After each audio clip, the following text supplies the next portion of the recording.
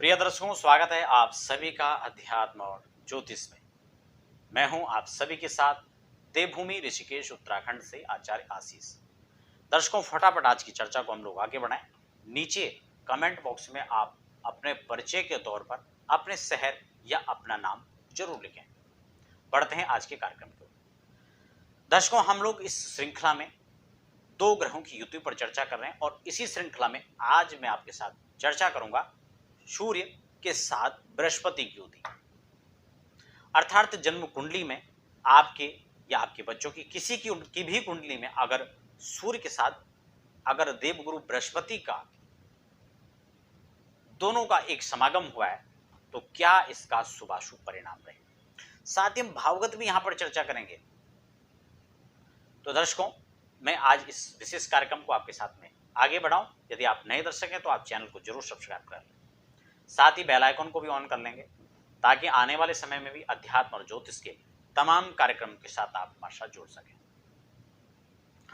देवगुरु बृहस्पति जहां ज्ञान के भंडार, ज्ञान के देवता, धन के देवता, पुत्र संतति का पदभार, उसी के साथ अगर हम सूर्य की बात करें, सूर्य अग्नि कारक, पिता का कारक, अग्नि तत्व, वहीं आकाशीय तत्व में देवगुरु बृहस्पति माने जाते हैं।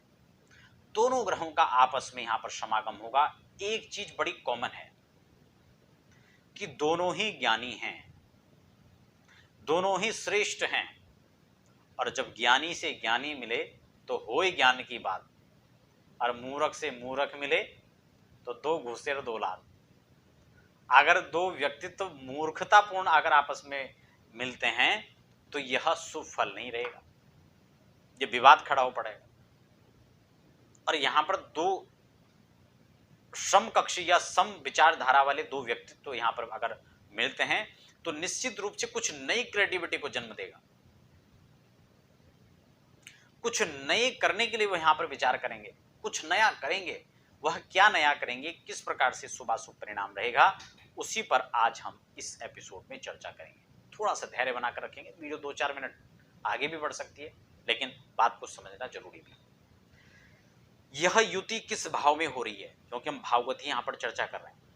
राशिगत आधार पर मैं आपके साथ यहां चर्चा नहीं कर रहा हूं, क्योंकि हो सकता है आपकी कुंडली में वहां पर कोई भी राशि, कोई भी अंक हो सकता है।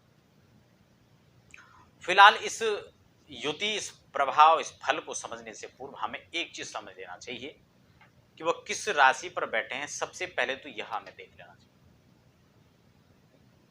उसके बाद अंश बल में कौन श्रेष्ठ बैठे हैं, देवगुरु बृहस्पति या सूर्य, यह कारक है या मारक, इस बात को भी देख लेना चाहिए। और नवांश चलित या चंद्र कुंडली में भी हमें एक दृष्टि डाल देनी चाहिए कि वहां इन दोनों ग्रहों की स्थिति क्या है। अगर यह वहां भी शुभ है, अंश बल में श्रेष्ठ हैं, और खास बात किसी पाप प्रभाव में नहीं है, अगर मान लो उदाहरण के तौर पर राहु की दृष्टि पड़ गई या शनि की दृष्टि पड़ जाती है तो इनका शुभ प्रभाव खत्म हो जाएगा, कम हो जाएगा। इसका शुभ प्रभाव गुरु और सूर्य का जो योग बनेगा बड़ा सुंदर यहां पर अंकित है। नृपमान्यो धर्मनिष्ठो मित्रवान अर्थवान नपि उपाध्यायोति विख्यातो योगे जीवार को भवेत।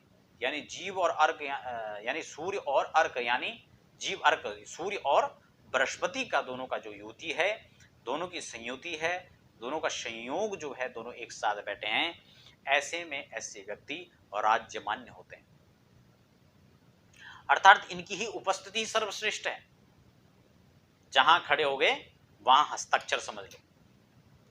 क्यों?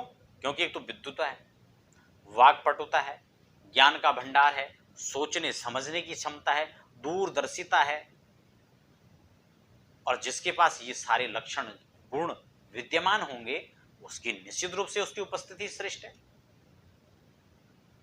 उसका एक छोटा सा स्पीच अपने आप में बहुत बड़ा प्रभावी हो सकता है।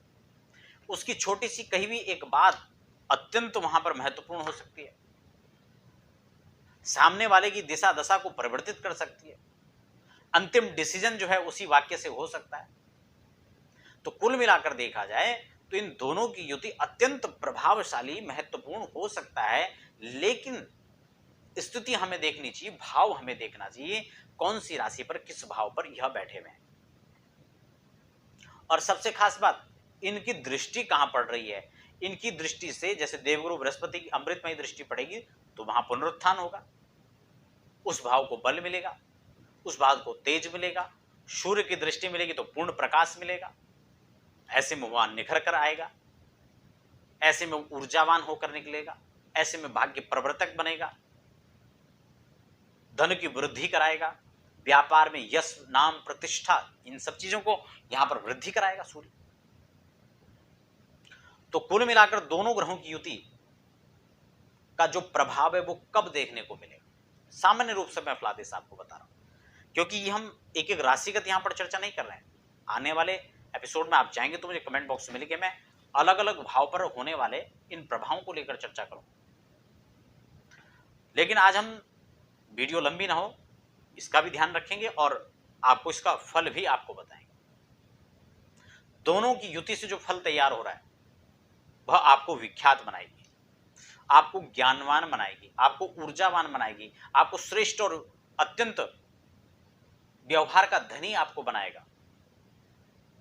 किसी कॉलेज के प्रिंसिपल हो सकते हैं, आप एक अच्छे अध्यापक हो सकते हैं, अच्छे लेखक हो सकते हैं, कवि हो सकते हैं,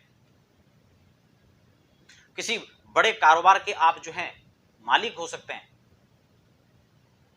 अच्छे कारोबारी आप हो सकते हैं, विशेष दिशा दशा परिवर्तन करने में आप अपनी अहम भूमिका निभा सकते हैं, समाज में समाज सेवक के रूप में आप उभर सकते हैं, एक अच्छे नेता मंत्री के गुण आप में आ सकते हैं, आप ऐसे पदों पर पहुंच सकते हैं, बड़े उच्च शिखर पर आईएएस पीसीएस के, वैसे इसमें मंगल का भी यहां पर रोल देखा जाता है, लेकिन सूर्य आपको पहुंचा सकता है, देवगुरु की योग्यता आपको वहां पहुंचा सकती है।